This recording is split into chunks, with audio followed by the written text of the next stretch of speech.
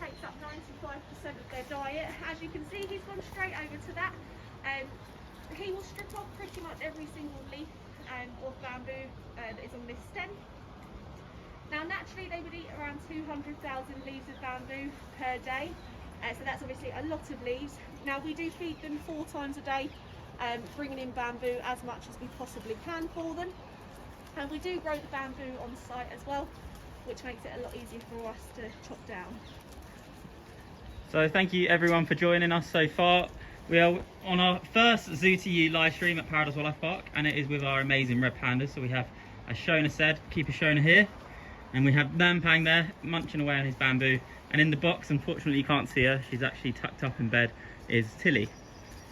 So for anyone that has joined, if you are enjoying the live stream so far, please feel free to share it on Facebook and YouTube, and like and drop some comments in. Thank you.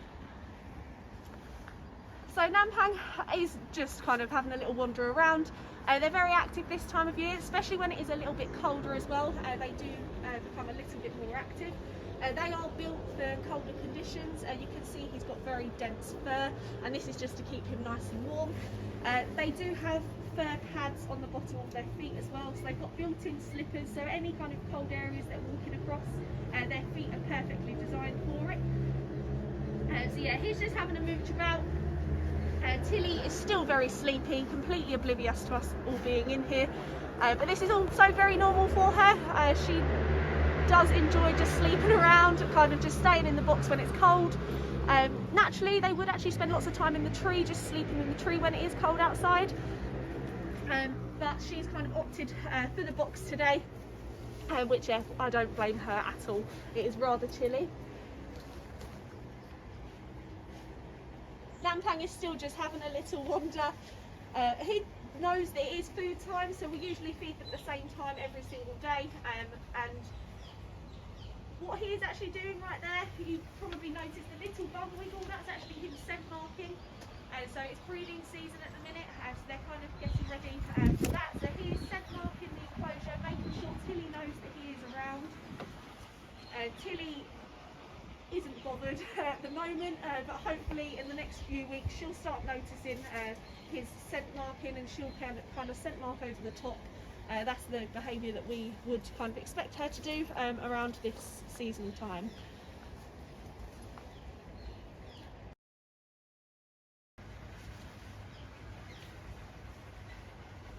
So Nampang's just coming through the bush there again, scent marking. I think this morning he is just extremely active. Where it's been cold and frosty overnight, the frost has kind of taken over the enclosure, so he's just re-scent marking everything, making sure that the whole enclosure is smelling lovely like he does. He's not too interested in the fruit that we have this morning, but that is actually very normal for Nampang. He much prefers the bamboo than he does the fruit, and now that is a very normal thing for the pandas, as the bamboo is a main part of their diet. So any fruit that we give them, we do use it in their training, but it is all up to them. If they don't want to come over, they don't have to. And as you can see, Nampang is very happy for him to kind of just have a little walk around us with kind of no care in the world. He doesn't really realise that we're in here. Now, as I said, with the training, so we do actually do training with these guys. Now, fruit is the reward that we do give them, so they're both station trained. Now, this does actually mean they come over and stand on the station. Once they come over and stand on the station, we can then give them a touch and a feel to make sure that everything is as it should be. So the main reason is touching their stomach, actually.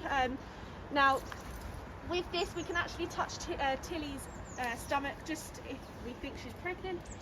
We can make sure everything's okay, see if milk production is there. If it is, obviously that is a very good sign. Nampang is actually also trained to open his mouth so we can have a good look at his teeth. Now Tilly does actually know that behaviour too, but she's sometimes a little bit reluctant. So as I said before, they do rule this area. If they don't want to do something, they don't have to. If they don't want to come over, again, they can kind of stay where they are, as Tilly is demonstrating perfectly. She doesn't want to come out of her box today because it is a little bit cold, so she'll probably stay in there for the rest of the day. The food does get left in here, So if she ever wants to come down and have a little snack when we're not in the enclosure, then she can. Hopefully we'll have some bamboo now. So you might be able to actually see the bottoms of his feet really well there. So as I said, he does have fur on the bottom of his feet. So it's not a pad like a dog or a cat. It is literally pure fur, and this is just to keep his feet really nice and warm when he is walking around colder areas, nice frosty areas, and he then has nice warm feet. So thank you everyone for joining so far, and I hope you're enjoying the live stream. Just a couple of pointers. We currently have a CBBC show. It's called 123 out at the minute, and it's on BBC iPlayer. So if you're looking for something to watch in lockdown, then please head over to BBC iPlayer and watch 123. It has the incredible Tilly and Nampang in it, and all of our amazing animals as well. And if you are enjoying it, please drop us a follow or subscribe to us on YouTube. So when Nampang is eating the bamboo there, you can see him grabbing onto it really well, and they actually have a special joint across their paws which actually helps them hold on and pull things towards their mouth. And so yeah, he's demonstrating that perfectly. Now, as I said before, they will usually strip every single leaf of bamboo off of this stem by the time I actually come back here at lunchtime to give them more bamboo. Now this is obviously a very normal thing. They constantly eat and they sleep a lot too. They do have a very good life, the dream life actually. All they do is eat and sleep. I think that's definitely what we all kind of want to do. Just have a few questions shown up. So more aimed at you, what's it like being a red panda keeper, and what does your job entail? So with the red pandas specifically, it's actually very fun. So as I've mentioned before, we do lots of training with them, and seeing their progression in their training is amazing. When Nampang actually first arrived here at the park, he had never been hand fed before, and we now hand feed him. He also can open his mouth in training. He's very happy for us to touch his stomach in his training as well, and so it just shows kind of how far he's come from that. Now the other side of being a red panda zookeeper, cleaning their enclosure in the mornings can be a difficult task with the red pandas, mainly because where they go to the toilet is very high up, so we do have to climb. I'm not very agile on my feet, so climbing and trying to keep my balance is very difficult, but we obviously get the job done. Another kind of good thing with working with these guys, they are the cutest things. Even though I've worked with them for 4 years now, every time I come in here, it's like coming in here for the first time again and realising how cute and how cool they are. Amazing. And another question, are we actively involved in red panda conservation work? Yes, we are. So we are. We actually support a charity known as the Red Panda Network. Now these guys actually do amazing work out in Nepal, where the red pandas are native to. We did actually have a few keepers go out and do a few kind of treks with them, looking for the red pandas. Now we do usually have a special red panda weekend once a year. Now obviously it didn't quite go ahead last year, but hopefully, fingers crossed, things will be different this year. Any money that we do raise from that weekend actually goes straight to the Red Panda Network. They do amazing work. We also are part of the breeding program. Now the main part of the breeding program is obviously to breed these guys, but it is just to make the population a lot bigger.